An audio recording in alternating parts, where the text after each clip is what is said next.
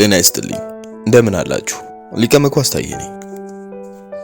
የሚያዝናኑ፣ የሚያስተምሩ፣ የሚመክሩና የሚገስጹ የተመረጡ ጽሁፎችን በትረካ መልክ እናስደምጣችኋለን። ለትረካ አፍቃሪዎች እንደ አማራጭ የቀረበ ጽሁፎች የሚተረኩበት አዲስ የዩቲዩብ ገጽ ነው። ሁሌም ለጆሮ የሚመጥን ጥሩ ስራዎችን ለማድረስ እንሰራለን። ለቤታችን እንግዳ የሆናችሁ የደወሏን ምልክት በመጫን ሰብስክራይብ በማድረግ ቤተሰብ ይሁኑ። ሐሳቦቻችሁን አጋሩን። ስራዎቻችን ከተመቻችሁ ውደዱልን አሊያም ላይክ ያድርጉልን። ቤተሰቦቻችን እንዲበዙ በተለያዩ የሶሻል ሚዲያ አውታሮቻችሁ አጋሩልን። አብራችሁን ስላላችሁ፣ ስለምትመለከቱን፣ ስለምታደምጡን እናመሰግናለን። መልካም ቆይታ። ዛሬ ይዤላችሁ ያቀረብኩት ወንድዬ እንግዳ የተባለ አንድ ፌስቡክ ላይ የቅዳሜ ቀደዳ በሚል አምድ ይጽፍ የነበረ ሰው ስለ ፈረንሳይ የጻፈውን ጽሁፍ ነው። እስከ ፕሮግራሙ መጨረሻ ድረስ አብራችሁኝ እንድትቆዩ እጋብዛለሁ። እንደ አውሮፓውያን አቆጣጠር ከ1960ዎቹ በኋላ አውሮፓውያኑ አፍሪካን ተገደውም ሆነ ወደው መልቀቅ የጀመሩበት ጊዜ ነበር። ታዲያ በዛን ወቅት እንግሊዝን በቀኝ ግዛት ትገዳደራት የነበረችው ፈረንሳይ መካከለኛውና ምዕራብ አፍሪካ እንዲሁም የሰሜን አፍሪካ ሀገራትን የግሏ አድርጋ ነበር። ፈረንሳይ ምዕራብ አፍሪካ ሀገራትን ለቃ ስትሄድ ሀገራቱን ፒኤሲቲ ፎር ዘ ኮንስቲቱሽን ኦፍ ኮሎናይዜሽን የሚባል ስምምነት እንዳስፈረመቻቸው ይነገራል። ስምምነቱ ባጭሩ እንዲህ ይላል: በቀኝ ግዛት በያዝኳችሁ ጊዜ ፈረንሳይ ለእያንዳንዳችሁ ከፍተኛ መዋለ ንዋይ ያፈሳለች። ትምህርት ቤቶችን ሰርተናል፣ መንገድና ሆስፒታሎችን ገንብተናል፣ ብዙ መሰረተ ልማት አውታሮችን ዘርግተናል።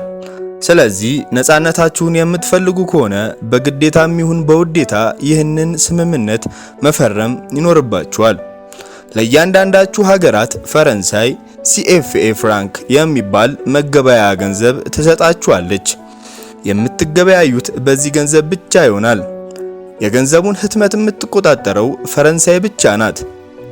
እያንዳንዳችሁ የሀገራችሁን 85% የሚሆን ገንዘብ ሪዘርቭ የምታስቀምጡት የፈረንሳይ ማዕከላዊ ባንክ ይሆናል። እናንተ ጋር መቀመጥ የሚችለው 15% የሚሆነው ብቻ ነው።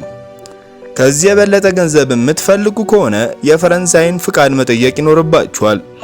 85% የሚሆነው የሀገራችሁ ሪዘርቭ የፈረንሳይ ገንዘብ ሚኒስትር ያስተዳድራል። ምንም አይነት የጦር መሳሪያ የምትፈልጉ ከሆነ መግዛት የምትችሉት ከፈረንሳይና ከፈረንሳይ ብቻ ነው። የሀገራችሁን መከላከያ ማሰልጠን የምትችለው ፈረንሳይ ብቻ ናት። ከፈረንሳይ ፍቃድ ውጪ ከየትኛውም ሀገር የጦር ወታደራዊ ስምምነት መፈጸም አትችሉም። የፈረንሳይ ጦር እንደፈለገው ሀገራችሁ ውስጥ መንቀሳቀስ ይችላል። በሀገራችሁ ውስጥ የሚካሄድ ማንኛውም ጉዳይ የፈረንሳይ መንግስት ጥቅም አደጋ ላይ ከጣለ መስሎ ከተሰማን የፈረንሳይ ወታደሮቿን ልካ አስፈላጊውን እርምጃ መውሰድ ትችላለች። እያንዳንዳችሁ ሀገራት የሥራ ቋንቋ ፈረንሳይኛ መሆን አለበት። ሀገራችሁ ውስጥ ተቆፍሮ የወጣው ብቻ ሳይሆን ለወደፊትም ተቆፍሮ የሚወጣው የተፈጥሮ ሀብት በቀደምትነት መሸጥ ያለበት ለፈረንሳይ ነው። የሀገራችሁን የውጭ ሆነ የንግድ ፖሊሲ ለፈረንሳይ መንግስት በሚስማማ መልኩ መቀረጽ አለበት። ይህ ስምምነት ፈረንሳይ 14 በቀኝ የገዛቻቸውን የምዕራብና መካከለኛው አፍሪካ ሀገራትን ለቃ ስትሄድ ያስፈረመቻቸው ነው። ሀገራቱ ቤኒን፣ ቡርኪና ፋሶ፣ ሴኔጋል፣ ኮት ዲቯር፣ ማሊ፣ ኒጀር፣ ቶጎ፣ ካሜሮን፣ ማዕከላዊ አፍሪካ ሪፐብሊክ፣ ጊኒ ቢሳዋ፣ ቻድ፣ ኮንጎ፣ ኢኳቶሪያል ጊኒና ጋቦን ናቸው። ይህ ስምምነት እውነት እንደሆነ ደግሞ የቀድሞ የአፍሪካ ህብረት የአሜሪካ አምባሳደር አሪካና ቺሞቢሪ ትናገራለች። ገራሚ ሀቅ 1 እነዚህ 14 ሀገራት ፈረንሳይ በሰጠቻቸውና በምትቆጣጠረው ሲኤፍኤ ፍራንክ በሚባል መገበያያ ገንዘብ እንዲጠቀሙ ተደርጓል። ገራሚ ሀቅ 2 እነዚህ ሀገራት 85% የሚሆነው የገንዘብ ክምችት ፈረንሳይ ማዕከላዊ ባንክ ይቀመጣል። ሀገራቱ መጠቀም የሚችሉት 15% የሚሆነውን ብቻ ሲሆን ከዚያ ያለፈ ካስፈለጋቸው ፈረንሳይ መፍቀድ አለባት።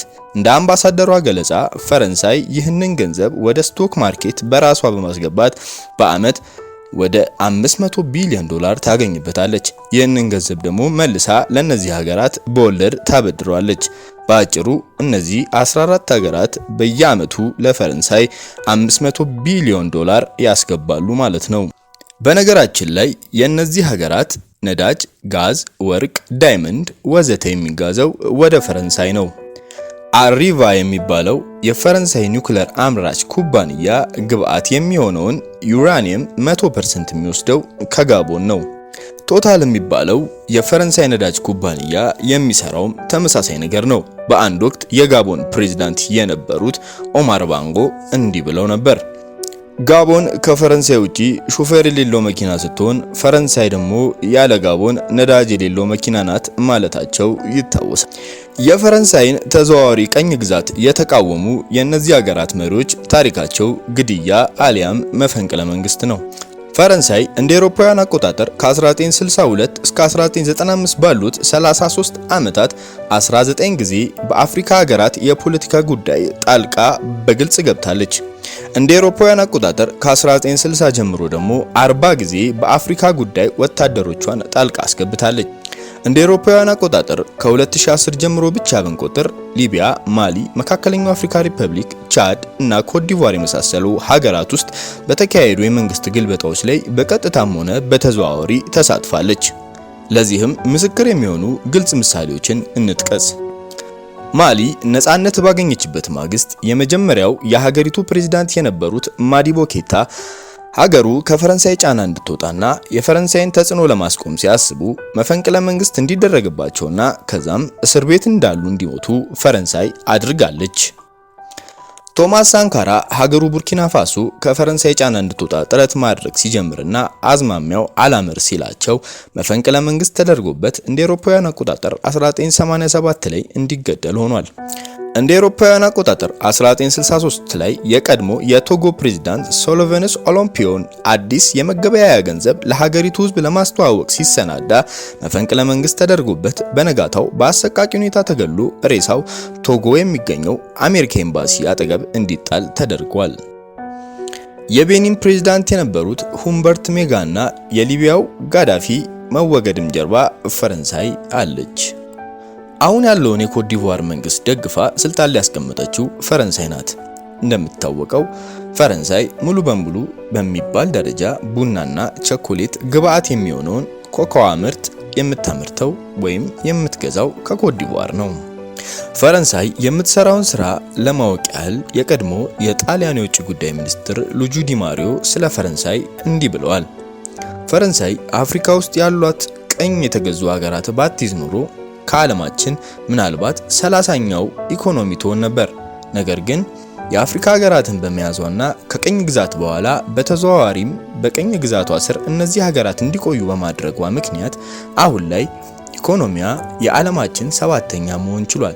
ፈረንሳይ ካለ አፍሪካ ተራ ሀገር ናት በማለት ተናግረው ነበር። በአጭሩ እነዚህን የአፍሪካ ሀገራት የሚመሩ ግለሰቦች የፈረንሳይን ጥቅም ማስጠበቅ ካልቻሉ በዚህም ሆነ በዚያ ይወገዳሉ። ጥቅሟን የሚያስጠብቁ ከሆነ ደግሞ አንደላቃ ታኖራቸዋለች። እንደ ማሳያ እንዲሆነን አንዳንድ ነገሮችን እንጥቀስ። ኢኤልኤፍ የተባለው የፈረንሳይ ነዳጅ ኩባንያ ታማኝ ለሆኑ የአፍሪካ መሪዎች ረብጣ ጉቦና ቆነጃጅት ቅምጦችን ይሰጥ እንደነበር እንደ አውሮፓውያን አቆጣጠር በ1994 ላይ ተጋልጧል። በየአመቱ ለነዚህ መሪዎች 15 ሚሊዮን ዩሮ ወጪ ይደረግ እንደነበረ እዛው ጽሑፍ ላይ ማሳያ ተደርጎ ተገልጿል። ሴኔጋላዊ ሙዚቀኛ ኤኮን አንድ ቃለ መጠይቁ ላይ ፈረንሳይ ሁሉንም ነገር መውሰድ ትወዳለች፣ መስጠት የሚባል ነገር አታውቅም። የዛሬ 3 እና 400 ዓመታት መጥተው የዘረፏቸው የአፍሪካ ሀገራት አሁንም ድረስ 1 ኢንች ወደፊት ፈቅ ማለት አልቻሉም ይላል። ይህንን የፈረንሳይ ሞኔታሪ ኮሎናይዜሽን እና ኮሎኒያል ታክስ ያጋለጠችው የአፍሪካ ህብረት የአሜሪካ አምባሳደር አሪካና ቺሞቢሪ የዛሬ 2 ዓመት በአፍሪካ ህብረት ቀጭን ደብዳቤ ከስራዋ ተባራለች። ያባረራት ማን እንደሆነ መቼም ሳትጠረጥሩ አቀሩ። በነገራችን ላይ 26 የሚሆኑ የአፍሪካ ሀገራት ውስጥ ፈረንሳይኛ ይነገራል። ከነዚህ ውስጥ 20 የሚሆኑት የሥራ ቋንቋቸው ፈረንሳይኛ ነው። በ2050 ከዓለማችን የፈረንሳይ ቋንቋ ተናጋሪዎች ውስጥ 80% የሚሆነው የሚገኘው አፍሪካ ውስጥ ይሆናል። ይህ ፕሮጀክሽን ነው። የቀኝ ግዛት ፕሮጀክሽን። ለዚህም ነው የኛ ቀኝ ያለመገዛት እድለኝነት ነው የምንለው። መልካም ቀን እንዲሆንላችሁ ተመኘው። ፕሮግራሙ ከተመቻችሁ ሰብስክራይብ፣ ላይክ፣ ሼር እንዲሁም ኮመንት በመስጠት ሐሳባችሁን እንድገልጹልኝ ስል ጠይቃለሁ። ከልብ አድርጌ አመሰግናለሁ። መልካም ቀን